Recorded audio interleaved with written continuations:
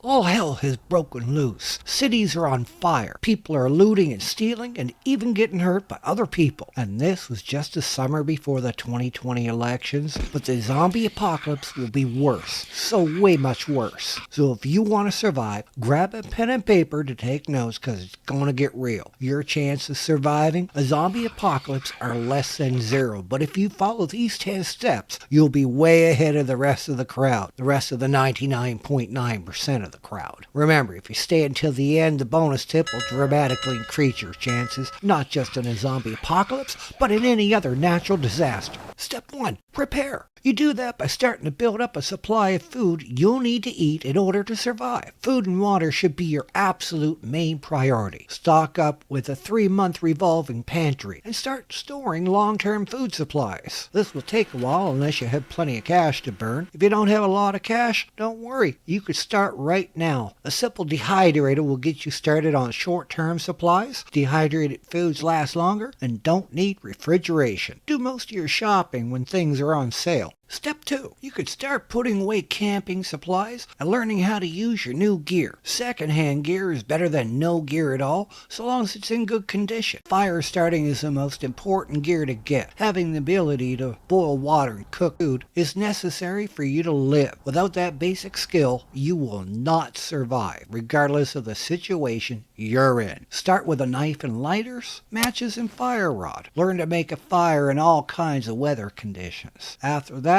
you can work on putting together a bug-out bag, getting tents, sleeping bags, and all the other gear you'll need over time. Step 3. You need to make sure it's an actual zombie apocalypse or determine what the situation you're in really is. This is at first going to be difficult unless you're seeing someone yourself being eaten. Until then, you have to pay attention to what is being done in your area. Our hospital is getting high-ranking visitors wearing protective environmental suits, as the government issued people to stay at home to avoid violence or a spread of a new disease. As anyone else in the last thing you want to be is the nut job that ran down the streets yelling, "Zombies, zombies," when some guy on drugs had a bad trip. Step 4. Staying in contact with your group. This is an absolute necessity. If you don't have a survival group, then make one. Get your entire family involved if you can, and your friends too. There's safety in numbers. In a crisis situation, they may have access to information that you don't, so stay in touch, especially under suspicious circumstances. Step 5. Find a place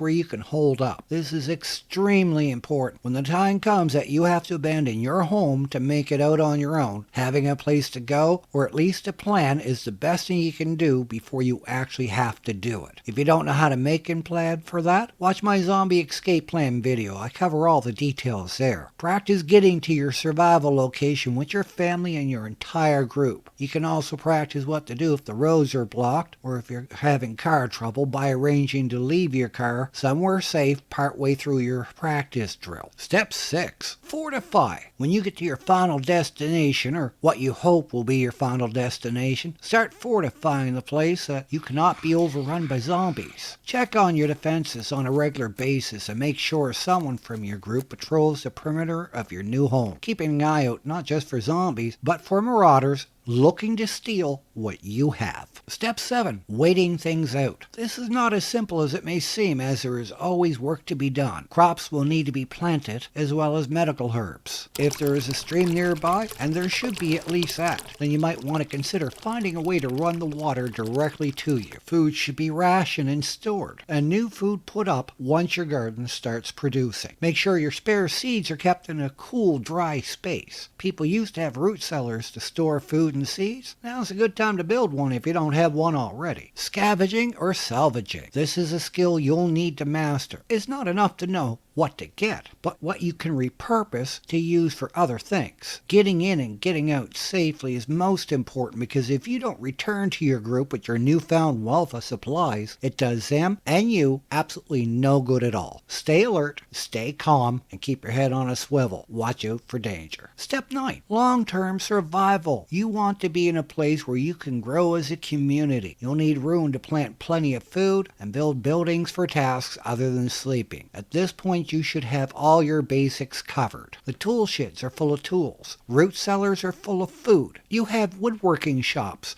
where you can make things to make your life easier. Then there are animals to consider. Chickens, cows, goats, and pigs are a great source of food. Do you have enough feed put away to feed these animals? Then there are all the other considerations. Clothing, footwear, sewing supplies, and the list is never ever ending. Step 10. Finding more survivors. As you're setting up for long-term survival, you'll want to be bringing in more people. But be wary. Some might be part of a larger group looking to take over. Hopefully you find people who, like you, just want to live and are willing to help out in sharing the burden of the work. It's up to you to decide who, if any, you let in, but consider this. NASA did a study for colonizing Mars, and they decided the minimum amount of people needed for colonization was 150. This is, of course, with the ability to determine their genetics. You'll want as much of a varied gene pool as possible to ensure the survival of the human race. Now for your bonus step, the actual building of a community. In order to build a community for long-term survival, you're going to need people with specific skills. You're not going to be able to learn to do everything. Not only that, do you really think you're going to have time to do everything yourself with zombies on your ass every step of the way? I don't think so. One of the most important things your community is going to need is a jam-packed library with books on most every subject there is. The knowledge you saved from yesterday will come in use tomorrow. By now, you should have enough people so that you can spare a few to learn new skills that are needed, such as teachers, for instance. Your children, both present and future, will have to be educated. In a situation like this, a lot is going to be lost, and the question is,